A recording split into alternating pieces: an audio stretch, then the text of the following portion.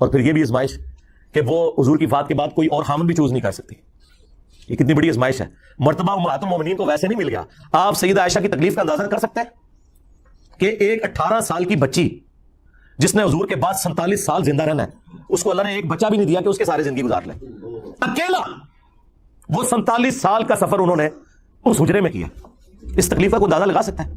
اہم ہی نہیں اتنا بڑا مرتبہ. عمار بن یاسر جو ہے وہ کوفے کے ممبر پہ کہہ رہے کہ لوگوں عائشہ دنیا اور آخرت میں تمہارے نبی کی بیوی ہے. مرتبہ نہیں کام ہو سکتا. اگرچہ انہوں نے خلیفہ وقت کے خلاف خروج کیا, مرتبہ نہیں کام ہوا, لیکن اللہ تمہیں آزما رہا ہے کہ عائشہ کی اطاعت کرتے ہو یا اللہ کی اطاعت کرتے ہو حضرت علی کا ساتھ دے کر, کیونکہ وہ اولی الامر منکم وہ ہیں. لیکن عمار بن یاسر نے اما عائشہ کا مرتبہ نہیں کام کیا کہ ان کی اس غلطی سے ان کی زندگی کو زیرو سے ملٹیپلائی کر دے.